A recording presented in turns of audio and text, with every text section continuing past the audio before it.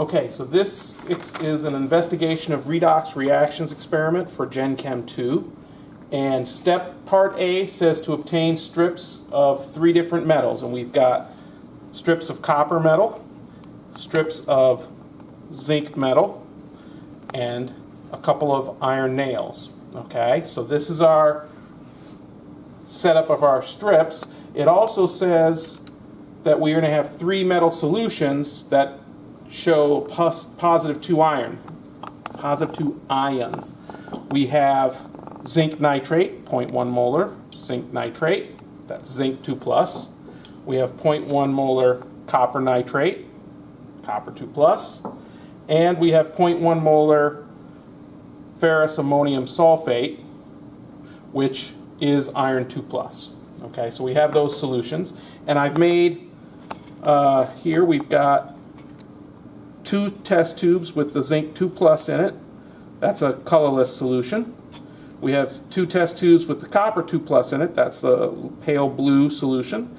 And we have 2 test tubes with the yellowish color of the iron 2+ solution. Okay, and so what it says to do is we're going to put metal strips into the 2+ ion solutions of the other 2 metals. So we're going to put the copper strips into the zinc and iron, the zinc strips into the copper and iron, and the iron nails into the zinc and copper solutions. Okay. So make sure we do this correctly. Now these reactions, some of them will go relatively quickly, others will take quite an amount of time, and so we will put these in here and then we'll check back. We'll check right away and then we'll check back later to see if anything happens. So I'm going to put the copper into a zinc 2+, and a copper strip into an iron 2+, and then we're going to put the zinc strip into a copper 2+, and a zinc strip into the iron 2+, and then an iron nail, I've got to be careful not to break the test tube, into a zinc 2+ solution, and an iron nail into the copper 2+ solution. Okay, so we've got all the solutions in there, and then we just got to see if we can see any reactions. And like I say, most of these will take a little bit of time for us to see any change. They're just not really, really fast. So there's nothing really happening right away necessarily. So we're just going to have to let these sit for a while. Okay, so part A has been going while we've been doing the other parts of the experiment. So we've kind of just let them sit here. And we need to see which ones reacted, which ones didn't. Now, if you know about redox reactions, only half of these are going to react, right? Because it's only spontaneous in one direction, right? It's spontaneously going to go in one direction. So, if we look at these, we go along here and we look, the first one that's really obvious that something happened is the zinc strip into the copper 2+ solution. And I'll pull the zinc strip out so you can see, right? You can see the zinc strip that was in the copper has definitely turned a black color. Okay? So the zinc solid in the copper 2+ definitely reacted. Okay? And so the one that goes with that would be the copper strip in the zinc 2+. And if you look at the copper strip in the zinc 2+, yeah, we got a whole lot of nothing. Okay? So that works out. Okay, let me just go ahead and take that out since I was grabbing that anyway. All right. So that was one set. Okay, the other one that's really obvious that something happened, this is the iron 2+ with the zinc strip in it. And again, you can see that there's some solid that formed in there in the iron 2+ solution. And again, the zinc strip definitely turned black.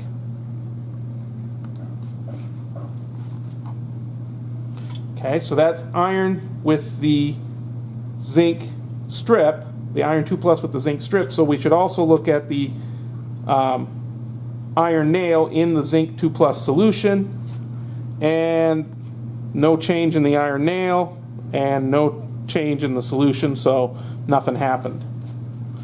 All right, so the last one, and the one that's the hardest to determine, is we've got our copper with the iron nail in it, and we've got the copper strip in the iron 2 plus solution. Okay, so if I pull out the iron nail, what you can see is, yes, there's a little bit of rust, but there's also this black around the nail there. Okay, that was not there when we put it in, okay, because I polished up the nail. So the iron nail in the copper 2 plus did react. And now if you look at the other way, we've got the copper strip in the iron 2 plus, and you may see here, if I can grab it, okay, it's okay. It may look like it reacted, but all it did was remove some of the coating off the copper, so it didn't actually react, it just cleaned it a little bit. Okay, so now you know which of the three reacted and which did not.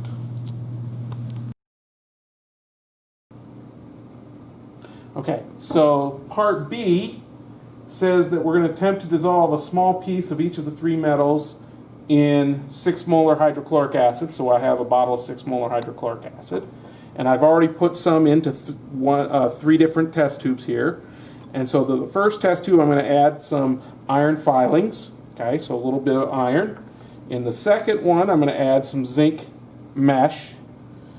And in the third one, I'm going to add a little piece of copper foil here. Okay. And so we're going to see that. We're going to do the third one first here, I guess. We're going to add the copper foil. So I'm going to add that to this tube labeled copper. And these reactions should happen pretty quickly. And yeah, that's a whole lot of nothing right there. Okay, so nothing's going on with the copper. Then we're going to add some of the zinc. Okay, so I'm just going to take a pinch of the zinc. I'm going to add that to the tube there. And hopefully you can see that. See how it's bubbling there. Very, very vigorous reaction. And then to the last one, I'm going to add a pinch of iron filings. Okay, so I added some iron to that. And you may or may not see that. If you zoom in close, you can see there are some bubbles happening there, but it's nowhere near as vigorous as the zinc. And the copper, still a whole lot of nothing. Okay, so you need to note which ones react, which ones didn't, and how vigorous they are.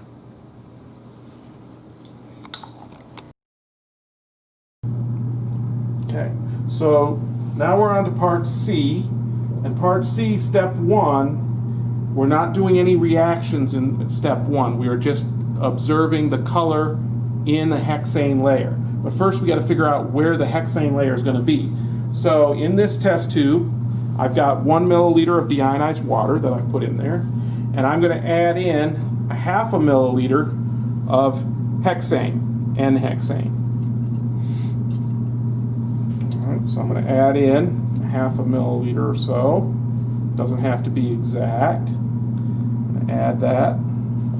Now we know that oil and water don't mix, and hexane and water don't mix. And so we got to know which layer is on the top and which layer is on the bottom. Okay, so I'll pull it out of the stand. Okay, so you might or may not know, how are we going to, what is the quantity that determines which layer is on the top and the bottom? Well, it has to do with the density. Okay, so I actually added too much because it's roughly equal. You're supposed to have less so you can tell. Okay, but the hexane is on the top because it's less dense. All right, so then it says to add some bromine water to that.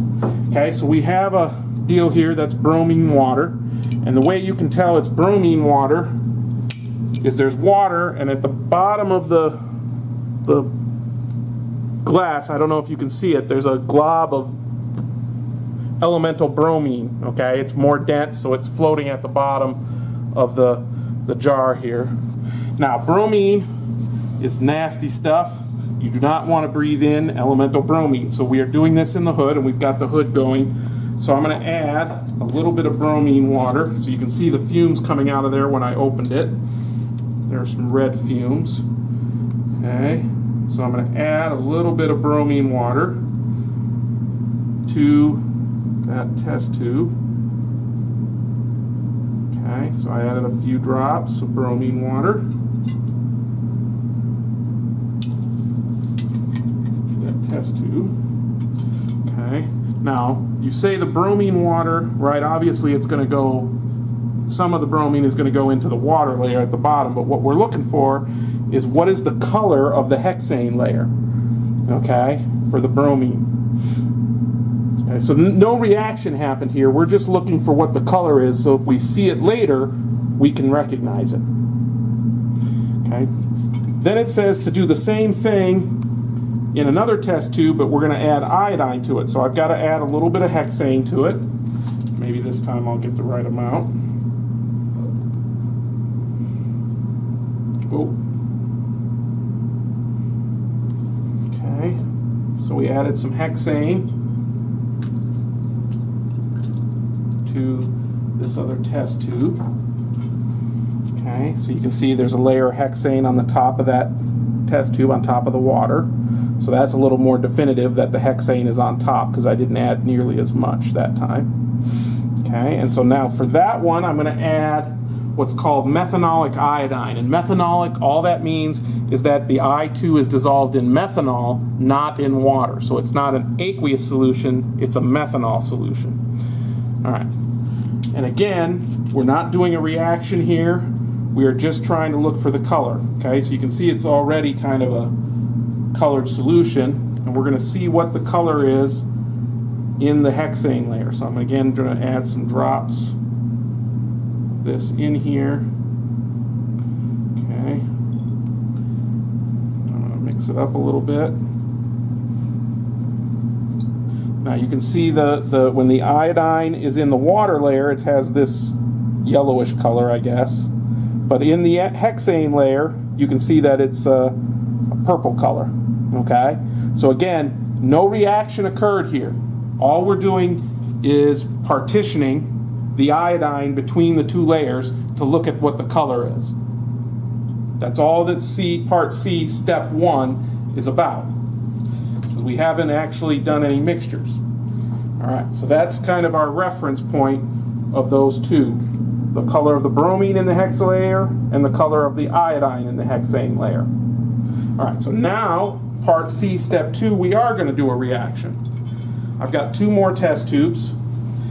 In this test tube that says I-, I have a solution of potassium iodide. Okay, so this is not I2, this is not iodine, this is iodide. Okay, I-. And to that, I'm going to add bromine liquid, the bromine water. In the other test tube, I have a solution of KBr, potassium bromide. And to that test tube, I'm going to add iodine. So now I'm actually making the mixtures, and what we're going to look for is we're going to add a little hexane, mix it, and we're going to see what the color is of the solution above in the hexane layer. Okay, so I have the 2 solutions. I've added a hexane layer on each one. Okay, and so now I'm going to add bromine to the I- and iodine to the Br-. Okay, so again, we're going to add the bromine with all the nice fumes that we don't want to breathe. Okay, so I'm going to add that here. Okay, so I added 5 drops. And we will mix it. I'm just going to want to add the other one here as well. This is the iodine that I'm going to add to the Br-. So I'm going to add 5 drops of that.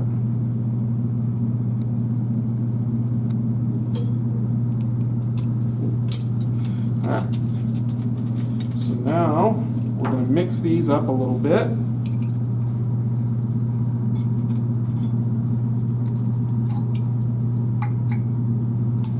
Alright, and so now you can make your observations here. Okay, so this one is the I- plus Br. Okay, I don't know if you can see that, but there is a layer on the top. And then this one is the Br minus plus I2. And remember what you're looking for. All right. So this is the color of bromine in hexane, the top layer there. And this is the color of iodine in hexane, the top layer there.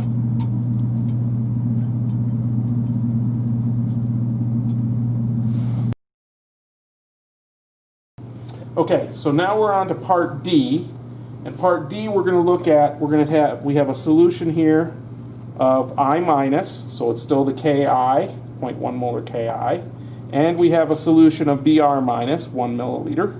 That's the KBr. And to each of those, I'm going to add a few drops of 0.1 molar iron trichloride. Okay, so this is iron 3 plus. Okay, and then after that, I'm going to add some N-hexane. And again, we're going to look for, see if we see any halogens, either I2 or Br2 in the hexane layer. So let me add the iron trichloride. Just says a few drops. Okay.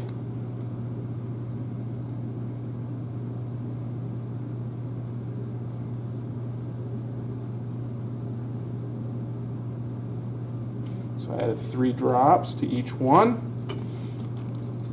Okay, mix these up a little bit.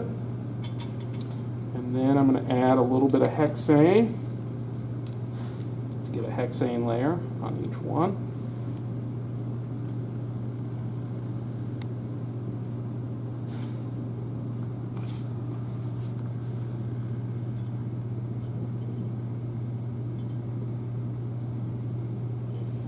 Okay, and now we're going to mix it up and we're going to see if we see any halogens in that layer. Okay, so I'm just going to try to mix it up here a little bit. See if I see anything. Okay, and not seeing anything in this hexane layer, but in this one we might be seeing something.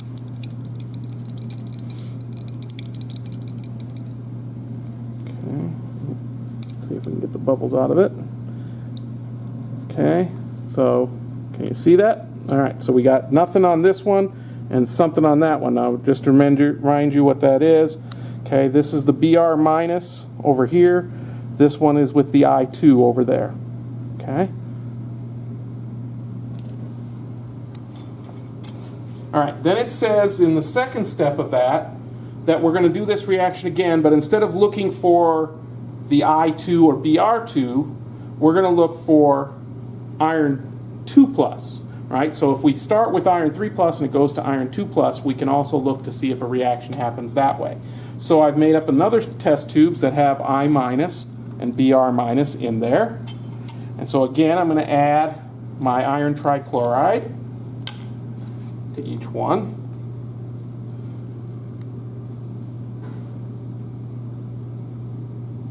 We'll add 4 drops this time.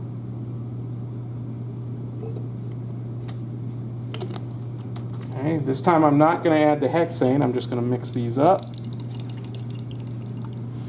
And instead of adding the hexane and looking for the I minus and the Br minus, sorry, or I2 and Br2, I'm sorry, we're going to add potassium ferricyanide, okay? And this will turn a deep blue color if there's any iron 2. So we're going to see, we're going to add a couple of drops of this.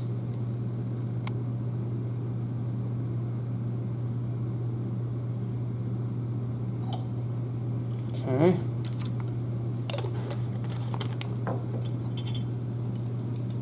Okay, so you can kind of see the one that had I minus in it, definitely a dark, deep dark blue color. The one with the Br minus here on this side, no blue color. It's colored, but not blue.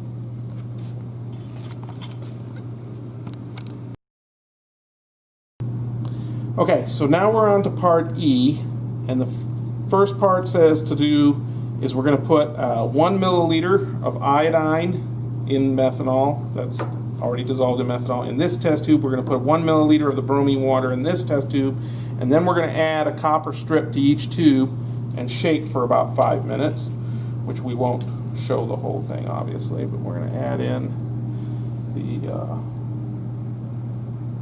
1 milliliter of the iodine.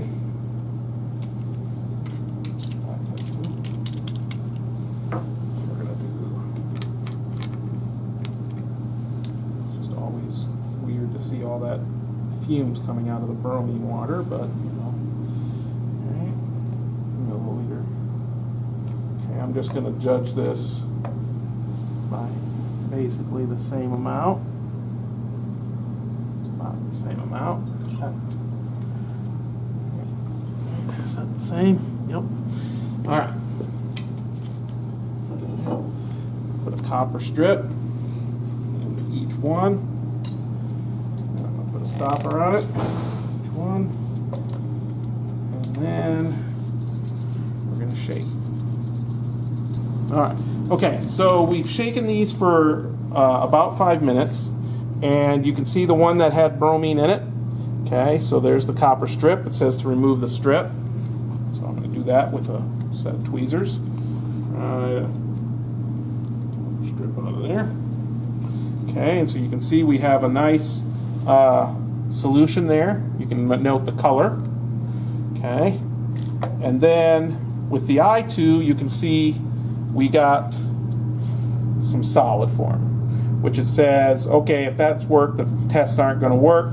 We're going to, and you can try it again. So we're going to pull the copper strip out of here, and we'll set this one aside for right now. Okay, and we'll come back to testing the I2 with copper. We're going to have to come back to that. Okay, but what we are going to do is we can move ahead with this one because we didn't get any solid in this one. Okay, so what I'm going to do, you could do both tests that it says to do, both the silver test and the ammonia test on here, but it's a little more dramatic if I do it separately. So I'm going to take the liquid out and put it into 2 smaller test tubes here. I'm going to divide it up between these. Okay, did I get them equal? Oh, not bad. Okay. All right, so we got a little bit in both. And so to the first one, I'm going to add some silver plus. Okay, so the silver plus, think about what that's going to react with, the silver nitrate.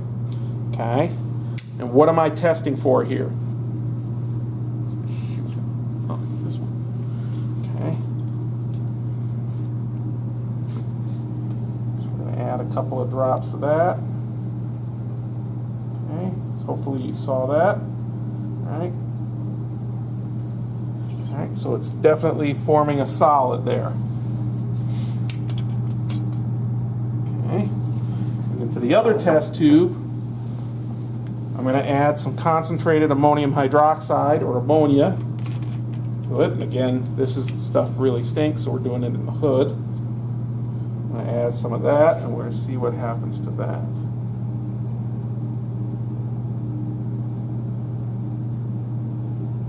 Okay, as you can see the dramatic color change there.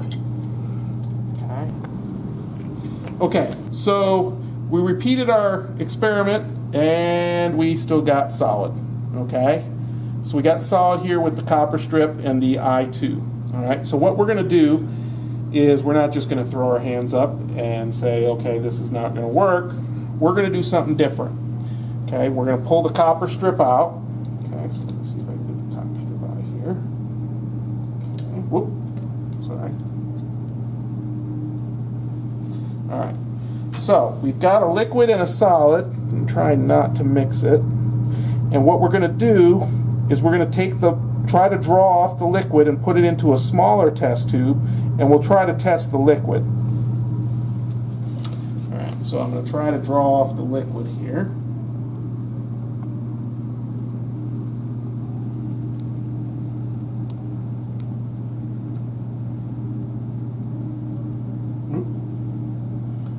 About as much as I can get. I'm putting that into a small test tube. I'm going to see if I can get a little more.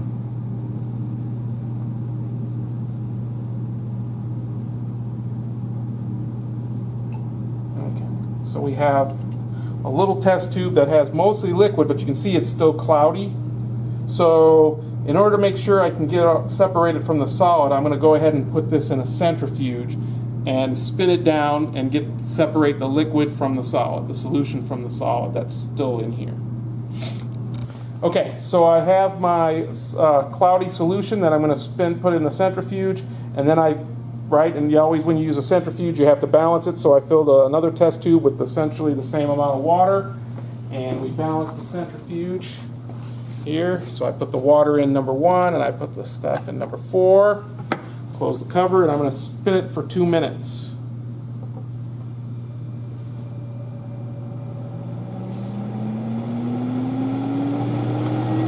Okay, so it has centrifuged for 2 minutes, and so I'm going to pull out. Okay, that's just the water. So put that over here, and then there we go. So you can see the little bit of solid that we got out of there, and then it's the nice colored liquid. Okay, so then we're going to take this liquid back over to the hood. Okay, and okay, I'm going to put the liquid away from the solid into another small test tube here.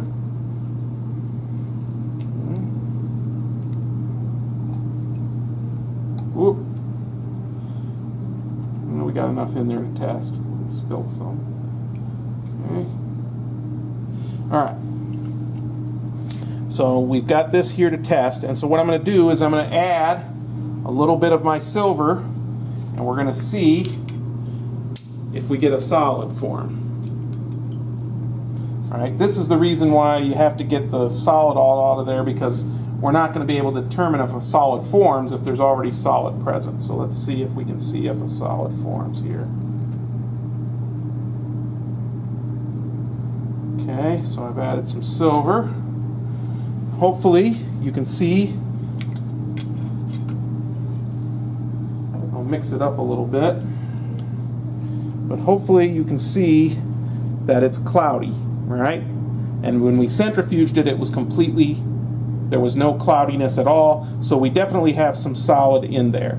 Okay, so the silver is reacting with something to give us a solid. All right, so now the other thing we can do is we needed to do the test with the ammonium hydroxide. Okay, so I can test the liquid, but I could also test the solid that was left over here in the large test tube.